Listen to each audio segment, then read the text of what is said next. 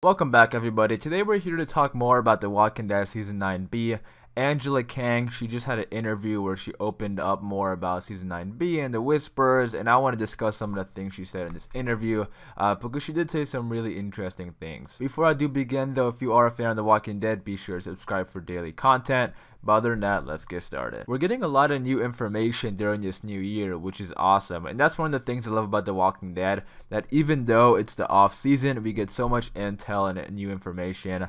But in previous interviews, we've heard Angela Kang say that the way they're going to adapt the Whispers are going to be a little bit differently. You know, the TV version is going to be, a little different than the comic version. And we didn't really know what she meant by that, mostly because we haven't seen the Whispers that much yet. But in this interview recently with Deadline, she opened up more about the deviations they're going to do versus the comics. So Angela Kang said that with every season of the show, there's a certain amount of stuff from the comic that we follow relatively faithfully, but really more in terms of orange cones in the stories is kind of how we think about it. Like, oh, here are these moments that we want to try and adapt, but a lot of times the routes we take go into different directions. So basically what she's saying here is that they use the comic books as a base, but then they add their own elements, which I actually think is pretty cool and I agree with, because that way it spiced things up. And then, you know, I feel like if they just directly took stuff from the comics, we would see it coming and it wouldn't be as fun. You know, when they add little things here and there,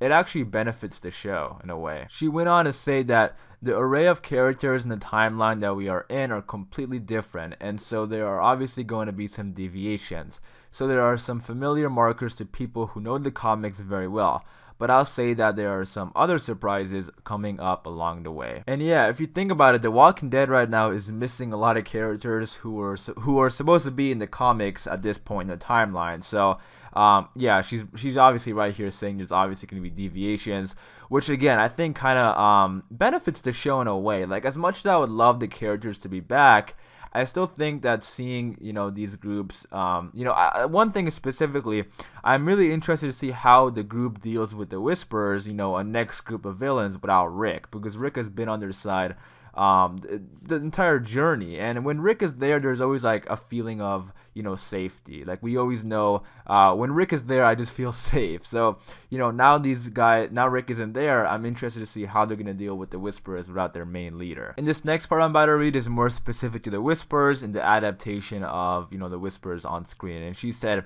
I'll say that, you know, this is obviously an iconic storyline from the comic, and there's certainly memorable parts of the story that we want to tell, but it will be specific to the show. So that actually gives us a lot of information right there, because if they're gonna stick with the memorable parts, we all know what's coming, right? I mean, I don't want to give away any spoilers, I'm not gonna get into comics or anything, but they're definitely building up to something huge. And I think this memorable part that everybody knows is coming, I think this might be even more iconic than the Negan lineup. It's definitely on par with the Negan lineup, you know, it's at that same level. And I actually think if they execute it well, and the surprises there, the surprise factor, this could be like a huge moment in like Walking Dead history. Also, when it comes to characters dying on the Walking Dead TV show, I actually like it when they don't follow the comics when it comes to that, because when a character dies in the comics, everybody expects them to die in the TV show also, and if it happens, it's not a big surprise. So hopefully they mix it up with that too, because with the Whispers coming in, like what they did with Jesus,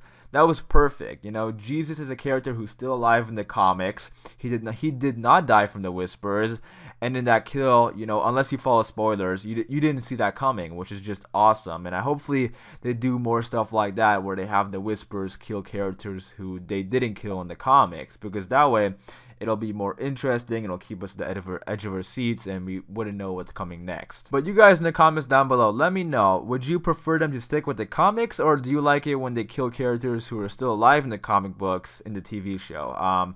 Which do you prefer? Which do you want to happen with the Whispers arc? Leave your thoughts and opinions in the comments down below. I am gonna wrap it up there. Just a quick little update video with this recent interview from Angela Kang, where she opened up more about the Whispers. Hopefully you guys did enjoy this video. If you did, be sure to leave a like rating, and for daily Walking Dead content like this, be sure to subscribe, and I'll see you guys later.